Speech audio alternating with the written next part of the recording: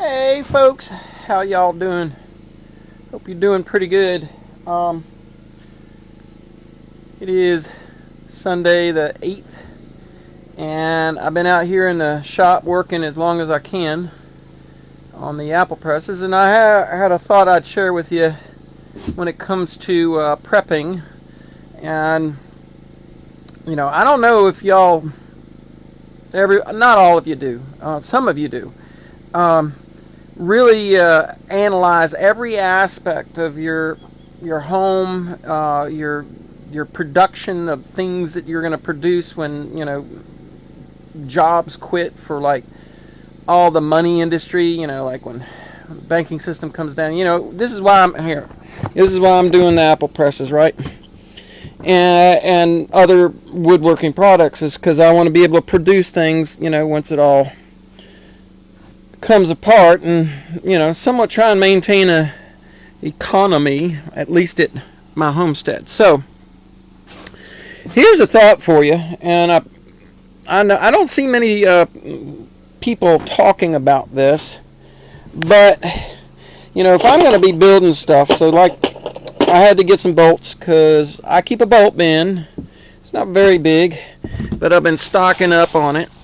Lots of hardware, lots of bolts, and I went through my bolt bin, and I thought I had enough of this length of 1/4-20 bolt, and that's going to be, where is it at? What did I do with it?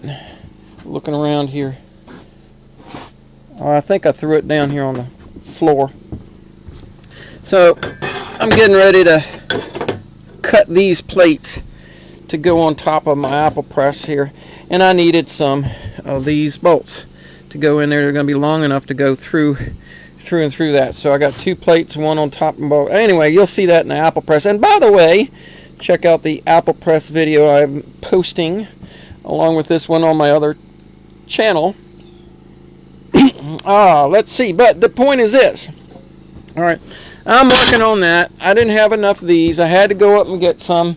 I also needed to get, I decided after I put the wheels on there that I wanted to put some little feet in here to kind of help level that out. Because if you look at it, it kind of looks like a dragster now, my friends. Jacked up with them wheels on it. So I wanted to level it up some. And I'll explain all that in my next apple press video. But, you know, having this stuff around if you're going to be making stuff or fixing things.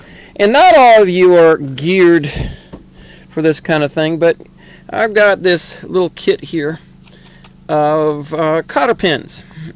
Cotter pins I'm using on the ends of my 5/8 axle shaft that I'm putting in there. And let's see, do I have it right here? Alright, so like that. You see that? The little cotter pin in there on this one. Alright, so things like that. Stocking up on food, stocking up on toilet paper and all that. You know, most people kind of got that figured out, but not everybody's got this figured out on fixing and repairing things. And so one of the things that I've done is Harbor Freight does a really good job of, you know, you say what you want to about their cheapness on some things, but, you know, here's some O-rings, here's some springs. They got these little packets that they have, more O-rings here. And over here, those are grommets, and these are roll pins, and I don't know how I broke that, but I broke it. And then set screws like that. And then I've got, of course, I've got nails, these boxes of electrical ends and stuff like that. Screws, you know, extra wire. Thank you for the gentleman who sent me this. Yeah, I got some projects we're going to be doing extra, but having extra wire. I just got several more bags at the farm supply of new insulators. Those plastic insulators don't last very long. These kinds of things, the nuts and bolts. I mean, I got a lot of hardware in here in one of them boxes. Every nut and bolt and screw that I ever get my hands on, like these cotter pins and extra driver bits and stuff like that. Y'all need to think about that too, because I've noticed those things have started getting thin. Those things have really started getting thin, and it's paint.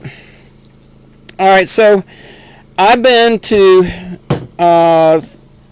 we went to Lowe's yesterday afternoon after I got done in here and couldn't stand it no more. Got showered up, went into Mountain Home, got some other parts that I needed to get, including, you know, you find these things right here for $10. I needed a few. There was a couple bits I needed to get, so I needed a couple of them because they break. They do break, and those things, you know, all that stuff's made in China. I don't care what brand name is it. Is it DeWalt? Is it Bosch?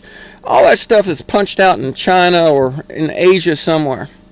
So having a bunch of that put away, a bunch of hardware put away, extra outlets and switches and stuff to be able to repair something in case you, like, maybe you shorted out one of those things.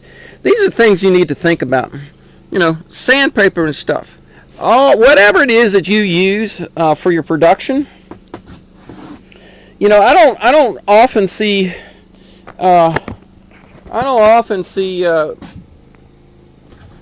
prepper videos discussing those kinds of things. You know, a few of them will talk about tools and all, but, you know, I just got to thinking about it, you know, as I'm buying this, and, you know, how much do I want to buy? How much do I want to get?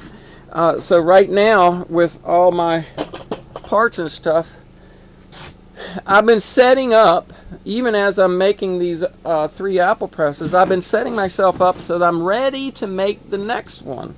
The opportunity comes. I want to make sure I've got extra parts. Got extra parts and pieces with the shafts and the bands. When I made the bands, I ran out a whole bunch of extras. I got extra slats and whatnot, and the extra boards in here that I've already got set up. And I think down in there, yeah, there's an extra grinder barrel. So, you know, I'm always preparing in everything that I do, and not everybody thinks that way. They think about the main thing. I got enough beans and rice. I got 5-gallon buckets of beans and rice. I'm a prepper, and I'm going, nah, I'm not so sure about that, my friend. Prepping is thinking about every aspect of everything that you need to do and how you're going to do it. So maybe there's a few of you out there that I can get you guys to stock up, because here's the thing: when we go to rebuild it, as you've heard on a few channels, when we go to rebuild things, it's us, the people, who are going to rebuild things, not the psycho-sociopaths that are tearing shit down, because with all God's luck, they won't be here on the planet when that happens, and we will be the ones fixing things. So think about that. Have spare metal, have spare wood, have spare parts, have all these little cotter pins and stuff. They're so damn cheap right now. It doesn't make any sense not to have them. And for some of you folks that aren't crafty, aren't skillful with building things like this, or you're older and you're thinking, well, I'm not going to be doing very much, you know, maybe best gardening for my own food. You know, I know a bunch of you personally that are sitting around that aren't producers per se the way that I am and T is, that you guys maybe think about, you know, instead of buying silver, instead of buying more cans of beans, maybe you start stocking up on hardware, parts, pieces.